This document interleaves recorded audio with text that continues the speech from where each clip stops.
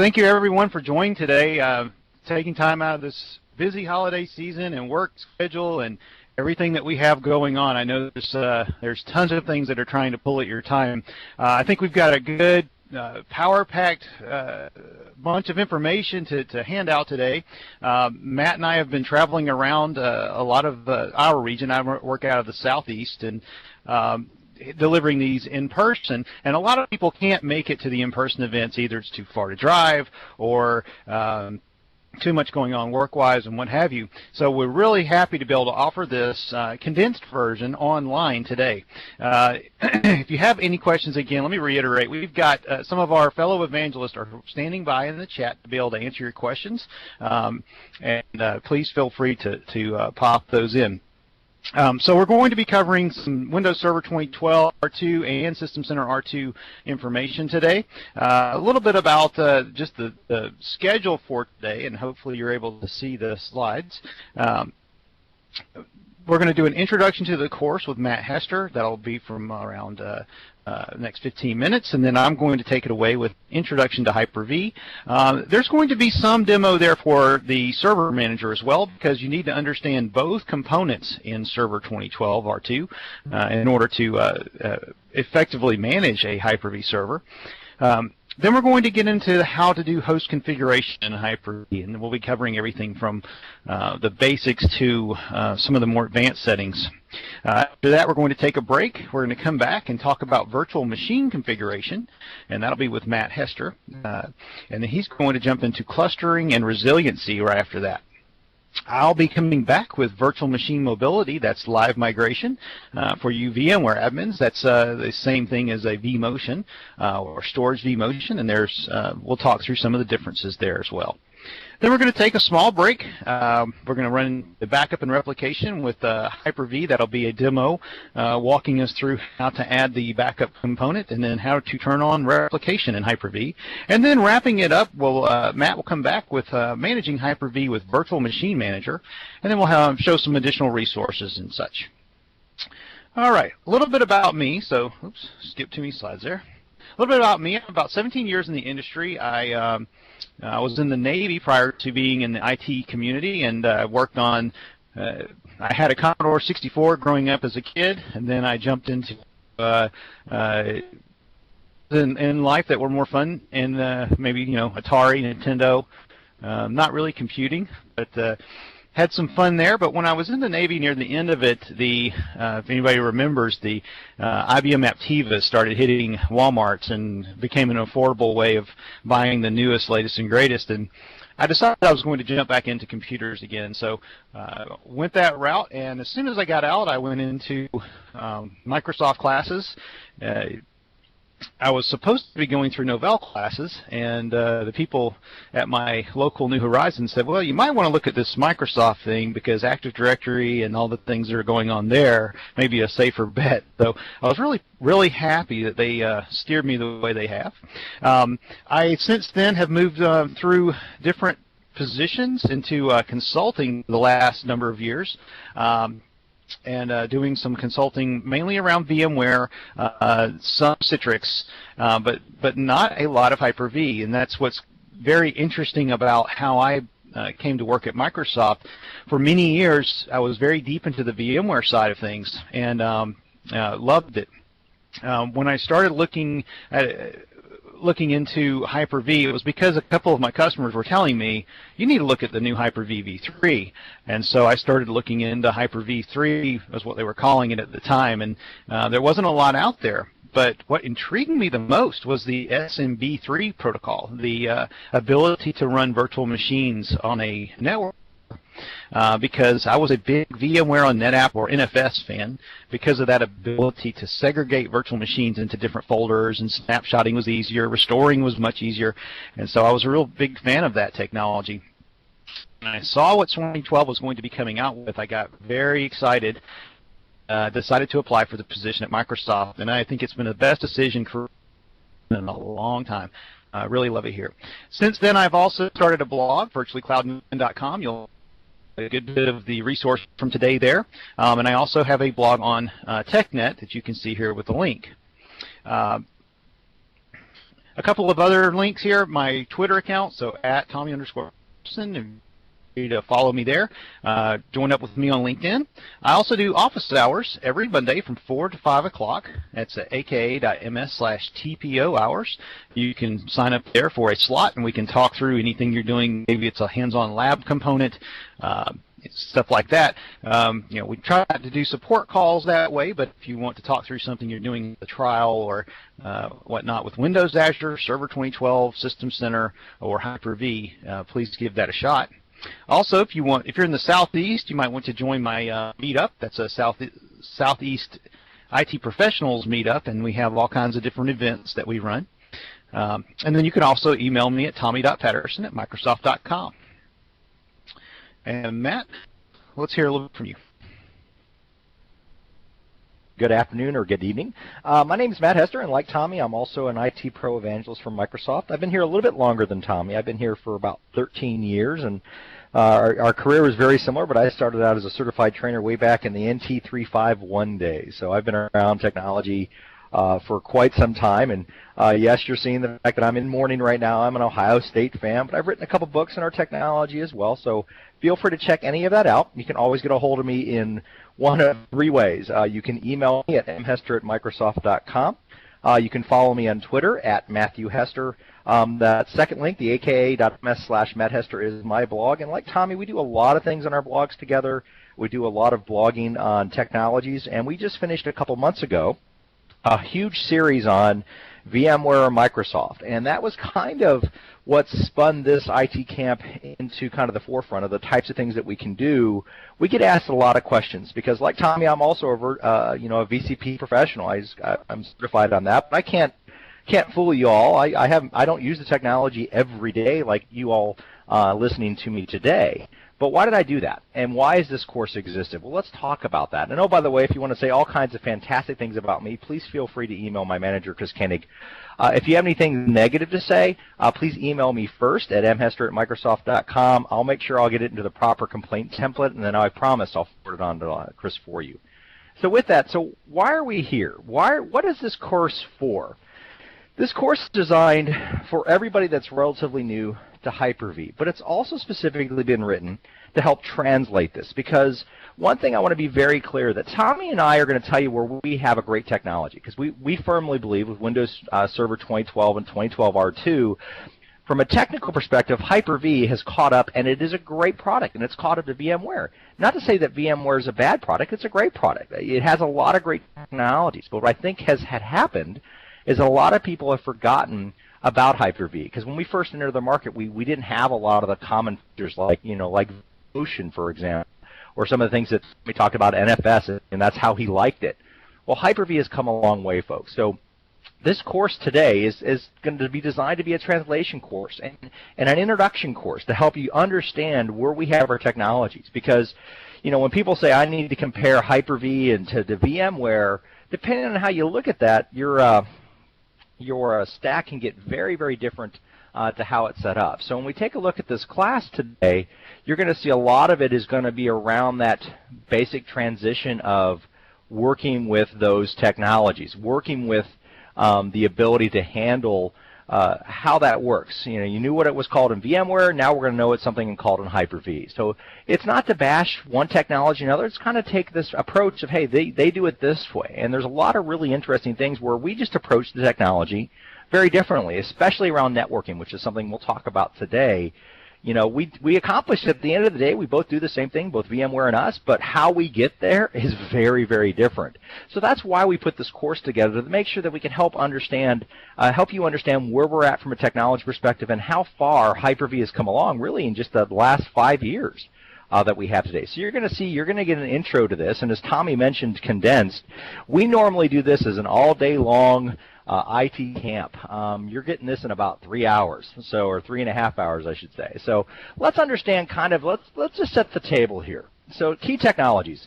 It all starts with our hypervisor, Hyper-V versus hypervisor. And that's where we begin, and that's where you'll see some of the intro demos that Tommy's going to do in a minute. But that's the beginning of it all. That's our basics of technology. That's where we start all the virtualization stuff that we have. But then we also talk about Virtual Machine Manager versus vCenter, because one thing that commonly happens with customers like yourselves, you're not just running hypervisor. You're not just running the vSphere hypervisor. You're running vSphere plus vCenter, usually at a standard level or up to an enterprise, depending on what your company is. The thing I want to be very clear to you on is that if anybody ever says, Matt, let's talk about VMware versus Microsoft, the very first question I'm going to ask you, are you going to bring vCenter into the conversation? Because the minute you tell me you're bringing in vCenter, that means I get to say System Center, which means I also get to bring in Virtual Machine Manager. So whenever you look at the comparison papers that are out there on the net, and there are a ton of them, and this is why we did the blog series that we did, that try to compare vCenter plus vSphere Hypervisor to just Hyper-V. That's not necessarily a fair comparison in my not a fair comparison in my eyes. So whenever you say vCenter, I get to say System Center. That's the crux of this. And when you look up our stacks, we have a thing called App Controller, which helps self-service provisioning. There's a thing called vCloud Director that does the same kind of thing. We have Ops Manager, System Center Ops Manager, and they have vCops for that management. What I find is interesting with a lot of the customers that Tommy and I have run into, they're actually using System Center Operations Manager to not only manage their Microsoft environments, but also to manage their virtualization, their VMware environments. And they might have a third-party admin pack to help that there. We have Data Protection Manager. They have vSphere Data Protection. We have Service Manager. They have vCloud Automation Center. And they have Orchestrator, and we have Orchestrator. And what's funny about automation, folks, that we call it pretty much the same name, but most of you are using PowerShell. So at the end of the day, it really is kind of how do you automate your data centers. PowerShell is a viable alternative, and Orchestrator is also a very viable alternative. What you're looking at here is when you look at the stack is that we have the same things that they have. We're up the stack that's here, but we put it all under the brand of System Center R2. So whenever anybody says vCenter to me, I get to say System Center. Now what's important about this is that System Center not only manages our virtualization environment, System Center knows how to talk to the cloud. It also knows how to talk to physical servers. So we don't limit to what it can manage. It treats every server pretty much the same. It doesn't really matter what we have, and more importantly, when you look at this from a cost perspective, we are less expensive than VMware by far, and in most cases, depending on what level you go up the stack, we can save you 5 times of what you're spending on VMware. Now, with that said, once again, what was the purpose of the course? Not to talk about those kind of things, to tell you where we are from a technology standpoint. But at the end of the day, folks, how many of your budgets are actually increasing? Are they actually increasing? So we really want to make sure that you understand these types of things, that when you're looking at your next virtualization project, that you put Hyper-V into the mix. It's not enough for Tommy and I to spend the next 3 hours with you to talk about these different technologies. But it's enough for us to kind of get you started so that when you're looking at that next project that comes across your desk, people are virtualizing more and more every day, you want to take a look at Microsoft. That project's going to probably save you money compared to a VMware alternative. But that's something you need to vet out for yourselves, especially when you see some of the products that we have.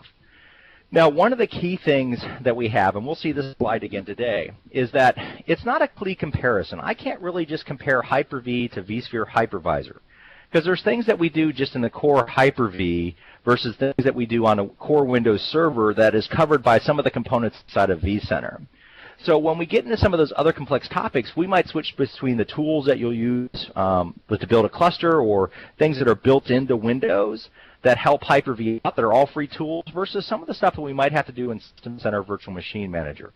Things like doing application level integration, load balancing VMs, creating clouds, being able to manage multiple vSpheres. So when you see these types of things, understand that it's not a clean comparison.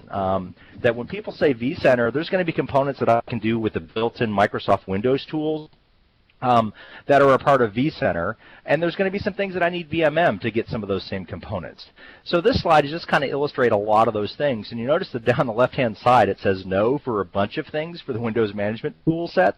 Remember, that's the free stuff, and when you look at some of those topics like manage local network switches, Hyper-V network virtualization, those aren't things that are built into our core OS, but that's why we have Virtual Machine Manager. So we see that crossover, those types of things that we can do. So with that, we're kind of in the introduction. I'm going to turn it over to Tommy now for a little bit, and he's going to take you through the host configuration and kind of get started on what does it mean to actually be using Hyper-V. So Tommy, I'll go ahead and turn it over to you. Great. Thanks, Matt. So a couple of things here, folks. I hear a lot of questions at my events that say, is Virtual Machine Manager the equivalent of vCenter? You will see in this particular deck or this show today, you'll see it where we say that in the slides, but personally, knowing how things work and seeing it in action, it's not really an apples to apples. All right, Hyper-V Manager that's free and Hyper-V, very similar to what you can do in Virtual Center. But then there are some things that Virtual Center does past what Hyper-V Manager does. Then you have Virtual Machine Manager, and it does things that aren't really necessarily inside vCenter. So there's some differences there. I just don't want to get hung up too much on the apples-to-apples comparison today. We're just going to say these particular features may apply to that type of technology. So as we jump into the beginning, the Hyper-V module, a couple of ways we do deployments, and I want to talk about that first. There's a lot of people that think it's Windows installed first and then Hyper-V is installed, and actually what happens is when you install Hyper-V, and you can do, there's a couple of different ways to do that, but there's a free version of Hyper-V Server, and there's also a Server 2012 download where you turn on the role of Hyper-V. Whenever that role is turned on, it actually is injecting itself before the Windows OS boots, so that Windows OS becomes more of a management, side management OS than anything. There's not something in between those two to cause harm. I know when I used to be in VMware, I would say I'm not really into running a Microsoft hypervisor because it runs on top of Windows, and Windows needs, Patch Tuesday. Well, when Hyper-V and the new 2012 came out, it injects itself before the OS even boots. And the number of patches for Hyper-V is much less than if you were to be running a full version of Windows. And all the different features and roles that are out there. So there was a lot of misconception there when Hyper-V 2012 first came onto the landscape. I want to make sure we cleared that piece up. And so let's talk about the ways that we can deploy it. So for Server 2012, if I'm installing from Server 2012, you go past your main screen and choose English and next. You can say, I want to install Server 2012 with a GUI or as a core installation. Now, I don't know how many of you out there are 2008 Hyper-V admins, but a lot of people installed in core mode in 2008 and then decided to abandon that because they couldn't really go back and forth very easily. Well, we're happy to tell you in Server 2012, I can now install Server with a GUI and then remove the GUI. Or we can run in a minimal GUI environment where you have Server Manager, but not anything else like Internet Explorer and those type of things can distract or cause harm from admins getting on, downloading things they shouldn't be. So there's a couple different ways to handle managing the OS or the hypervisor. I can run it with a GUI, I can run it as a core mode, which is more like a command prompt, and I can also run it in a hybrid mode, which has the server manager and the command prompt, but not the other pieces. Also, there are many roles available that are included in Hyper-V, and that is like file and storage services. File and storage services comes with every version of Windows Server 2012. Why is that? Because of storage spaces. We'll talk a little bit about that later, but the ability to manage storage underneath the server is something that has to be there for every installation. So it is included in all of the different versions. Okay. Now, I talked about Server 2012. That's a standard Server 2012 DVD installation or ISO or network, and we'll talk through those pieces in a second. But now let's talk about Hyper-V Server. That's the free edition. A lot of people think the free edition means it's going to have less features than the full-blown edition, and that's just not true. The free edition of Hyper-V 2012 can do all the things that the paid-for edition of Hyper-V that role can do on Server 2012.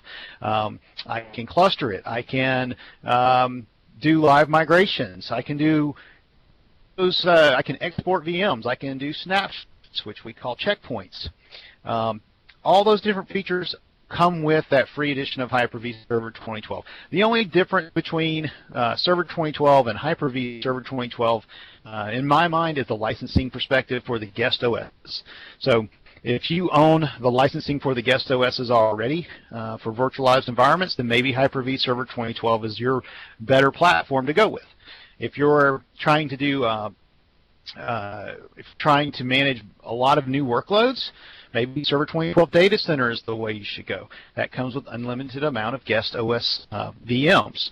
So a couple of different ways to go there. But the Hyper-V Server 2012, just one thing to call out here, it is server core, and it does come with just a few roles available that can be activated and features that can be activated. Okay, so it is slimmed down on what you're able to deploy other than Hyper-V. But as far as the Hyper-V features, it does everything. And so there's 3 different ways of deploying, basically GUI and core, and then you have Server 2012 or Hyper-V 2012 GUI core, and then there's also that minimal shell environment.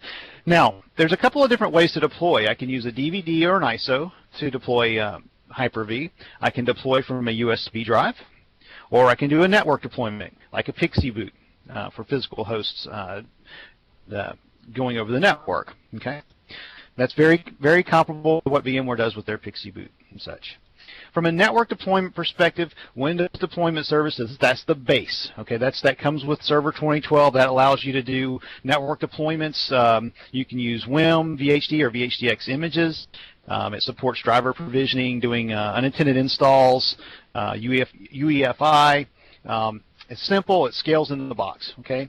Now, to get even more configured or more complex in an environment, you may want to use the Microsoft Deployment Toolkit. That's the 2012 U1 edition.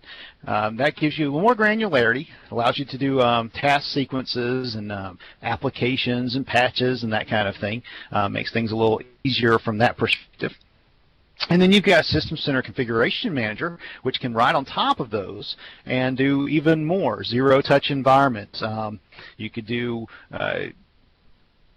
groupings of virtual machines, groupings of hosts, and do different ways of applying patches to those particular groups. You can do patches based on users. There's all kinds of different ways of doing configuration management, and I just wanted to highlight those two. The biggest ones that we see in use when it comes to the enterprise level are System Center Virtual Machine Manager 2012 R2 and the Windows Deployment Services. However, that Microsoft Deployment Toolkit is very popular across even the SMB market. So how does that compare? Pretty much on par. The only thing is that Microsoft's kind of falls short on is the stateless side of things, where VMware has been doing that for a number of years. But just want to point out here, there's a couple of different ways of doing the stateful deployment. And one other thing that people overlook is if you install Hyper-V, you have the iSCSI target server. That engine is built in. So I can offer my storage up via iSCSI to other hosts right there out of the box. So trying to get caught up here, these slides that you see, this VMware comparison slide, these slides were not made by marketing. They were not made by our, what some people would call our VMware Ninja group that doesn't exist. These slides were made by our fellow evangelist, Keith Mayer, and they are in the white paper, aka.ms/compare to vSphere, and they are basically just looking at the different things that each, or that all of them can do, and whether or not Microsoft can do it, whether or not VMware can do it. That's all this is about.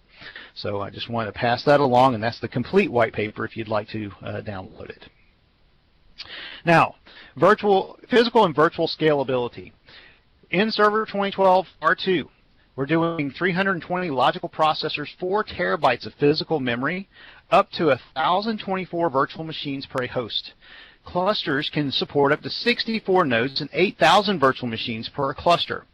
Right? Virtual machine sizes. You can do 64 virtual processors and 1 terabyte of memory per VM, and NUMA is supported in guest. So I don't know how many folks are into the NUMA thing, but if you are doing a high I/O workloads, you're trying to tie the memory next to those processors directly to those particular virtual machines, you can use that the NUMA capabilities that that a lot of the modern architecture hardware have available to us. So that is there as well.